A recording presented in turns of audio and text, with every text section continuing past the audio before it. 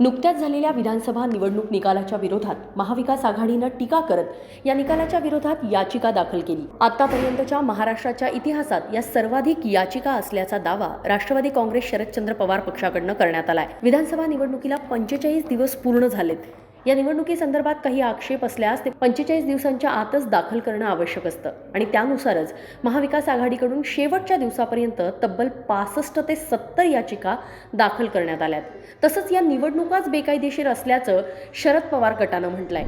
नोव्हेंबरमध्ये महाराष्ट्र विधानसभेच्या निवडणुका आणि निवडणुकीचा निकाल याच्यानंतर आम्ही महाविकास आघाडीतल्या विविध उमेदवारांनी या संदर्भामध्ये निवडणूक आयोगाच्या संदर्भातल्या तक्रारी उमेदवारांच्या संदर्भातल्या तक्रारी करण्यासाठी याचिका दाखल करण्याचा निर्णय घेतला होता। त्याप्रमाणे आज हा याचिका दाखल करण्याचा शेवटचा दिवस होता। याच्यामध्ये पुण्यातून मी असेल, राहुलजी कलाटे असतील, अजितजी गावाने असतील, रमेशजी बागवे साहेब असतील, त्याचबरोबर अशोक बापू पवार असतील, अश्विनीताई कदम असतील, दत्ताबापू भैरट असतील, या सर्वांनी या याचिका दाखल केलेल्या आहेत। संभाजीनगरमधून एकूणच मराठवाड्यातल्या सर्व उमेदवारांनी मॅक्सिमम उमेदवारांनी त्या ठिकाणी याचिका दाखल केल्या आहेत। नागपूर खंडपीठाकडे पण खूप साऱ्या याचिकांची काही यादी झालेली आहे।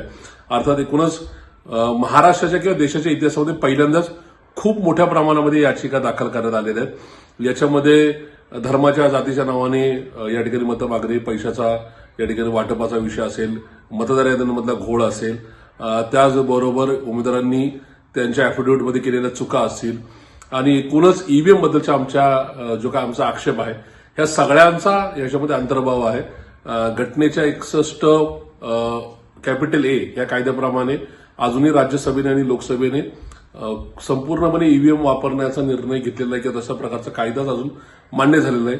त्यामुळे ह्या निवडणुकाच बेकायदेशीर आहे असा आमचा आक्षेप आहे। त्यामुळे या निवडणुकांच्या संदर्भातला पुनर्विचार व्हावाच, पण त्याचबरोबर येणाऱ्या निवडणुका ह्या बॅलेट पेपरवरच घेण्यात याव्यात अशाच प्रकारचा एकूणच आमचा हा याचिकेचा रोख आहे। आणि मला खात्री आहे की न्यायदेवता एकूणच या संदर्भात योग्य तो विचार करून आमच्या बाजूने निर्णय देईल।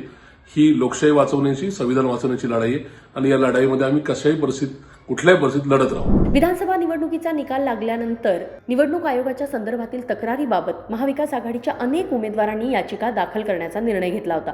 अनेक दिग्गज उमेदवारांना या निवडणुकीत पराभव स्वीकारावा लागला होता। जिथे विजय अगदी 100% अपेक्षित होता, तिथे देखील महाविकास आघाडीच्या उमेदवारांना पराभवाचा सामना करावा लागला आणि म्हणूनच या उमेदवारांनी याचिका दाखल केली होती। त्यानुसार मंगळवारी याचिका दाखल करण्याचा शेवटचा दिवस होता। पुण्यातनं महाविकास आघाडीच्या सर्वच उमेदवारांनी याचिका दाखल केली आणि यासोबतच छत्रपती संभाजीनगर मराठवाड्यातनंही बहुतांश उमेदवारांनी याचिका दाखल केली होती।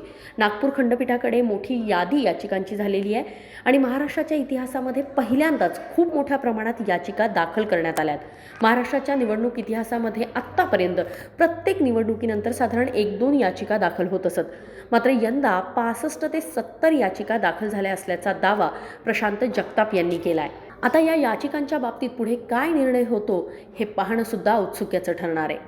पुण्याहून अश्विनी जाधव केदारी, लोकमत व्हिडिओ।